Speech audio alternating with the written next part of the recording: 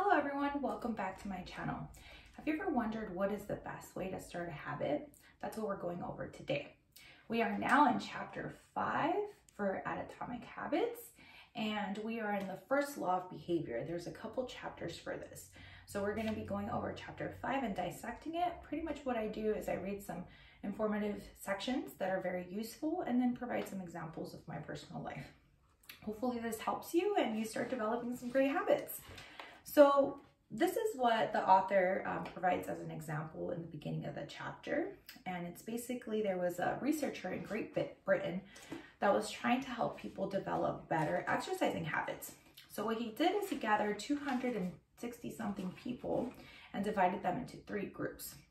So the first group is the control group, and they were just simply asked to exercise and track their exercise.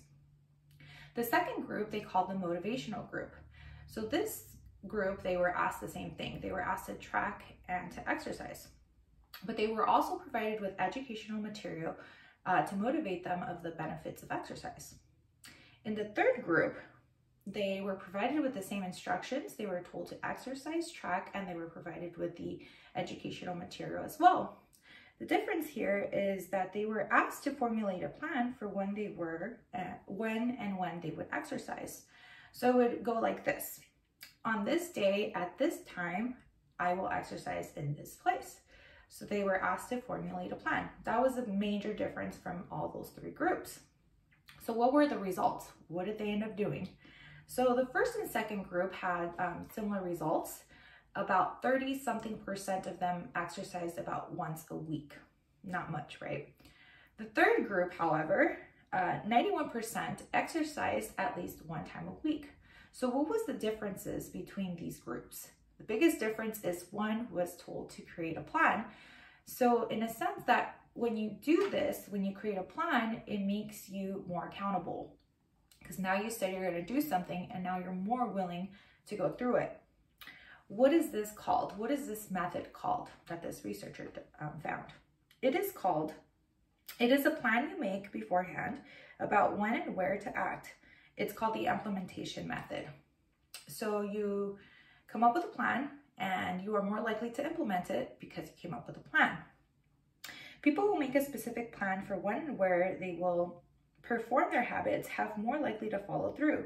Too many try to change their habits without basic details figured out. So examples of this could be, your goal could be to be healthier. It could be to be an avid reader, but you don't say when you're going to start doing this. You just hope that one day you wake up and you have the motivation and energy to start doing that. That's a big mistake. It's great to want to do these things, but if you don't create a plan, an action plan, then it's not going to happen. So it is not a lack of motivation, but clarity. We hope we will remember and be motivated at the right time. So if you have a difficulty trying to figure out when might be the best time for you to start exercising, the book says that it may be best to start in the beginning of the week, like on a Monday, beginning of the month, or the beginning of the year. And for whatever reason, this provides people with a sense of hope. I personally think if you want to make a change, the best time to change is now.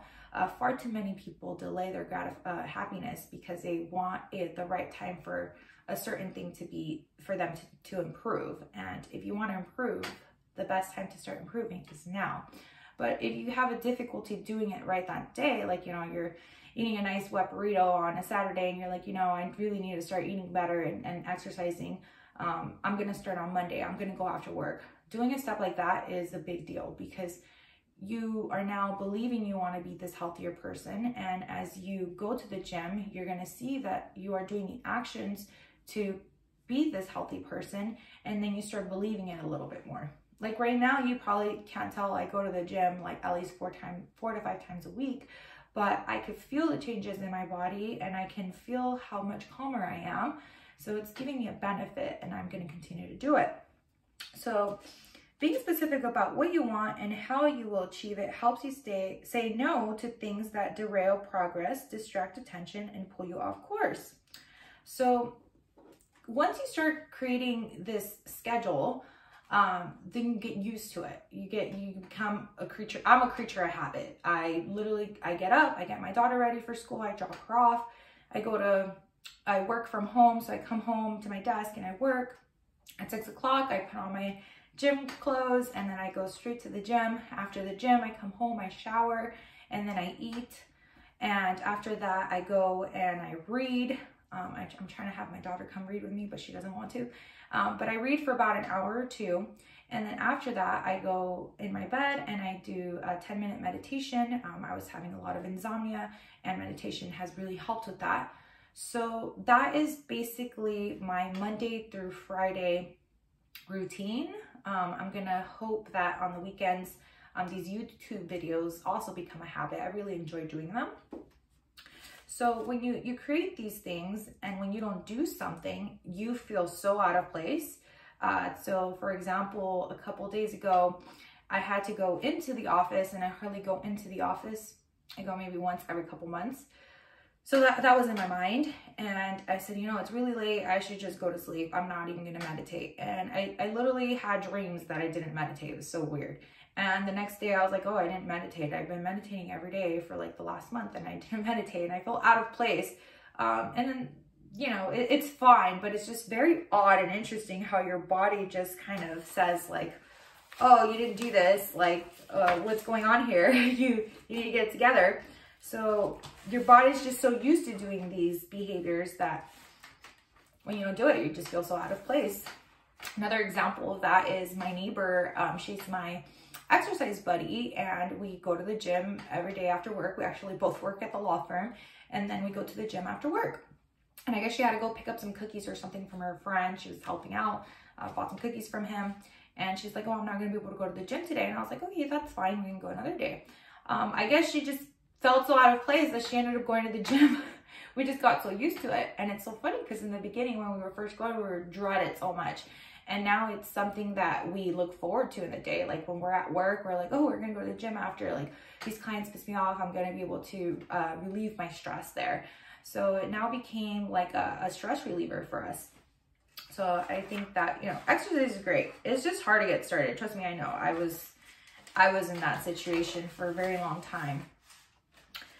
So what is it that you can do, or what is the formula for the implementation method? So what you would say is, I will, and then the behavior you want to do, at, and then the time, in this location. So for me, when I first started exercising, I would say after work, I'll go to my garage, I'll go on the treadmill, and I'll do 30 minutes. So I start off with small baby steps because when you want to do the whole thing, you get so overwhelmed that you end up not doing it. So like in the beginning chapters, it said, if you want to do something, you want to cast votes towards that identity. So even if, let's say I went and walked on the treadmill for 5 minutes every single day, that is making me believe that I am an exercise person.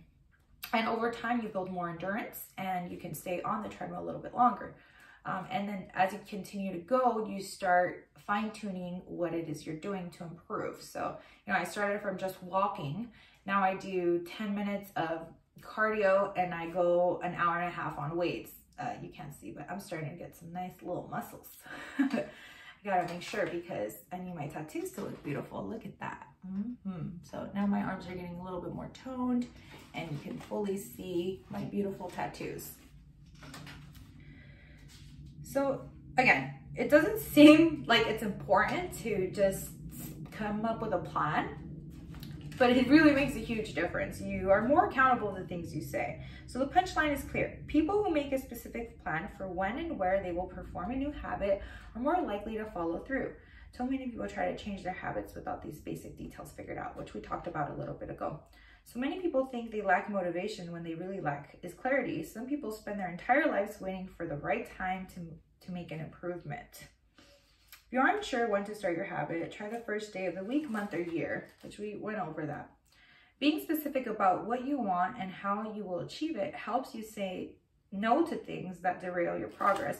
So again, back to my little schedule. I'm used to doing this Monday through Friday. So if a friend asks me, oh, let's do this during the week, I'm like, oh, can we do it on a weekend? Because I honestly, if my schedule gets altered or changed, I feel out of place.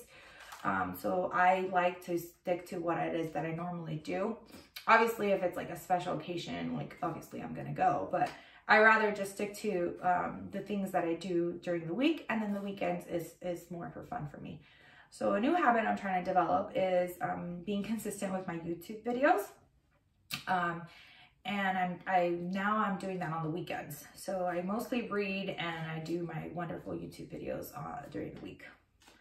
So yeah, this is pretty much what this chapter pretty much talks about, a strategy on how to start a new habit. The implementation method, I think it's very useful. Another one, it was called the call out method. So doing something simple, like let's say tomorrow you need to go deliver a package to the post office, then you'll say something like, oh, tomorrow I gotta go to the post office after work. Then now you're more likely. So after work, you remember like, oh, I said I was gonna go to the post office, so let me go ahead and drop off this package. Doesn't seem like it makes a difference, but you saying it aloud, it's more believable. So I hope this helps some of you guys. The next video I'm gonna make is gonna be going over chapter 6. We're going over the first law of behavior. This book provides 4 laws of behavior, and it gives you like 4 chapters or so per law, going into it in detail. So hopefully by the end of this series, you start developing some great habits and know how to do it. If you're enjoying this, please consider subscribing, and I will see you in the next video. Thank you.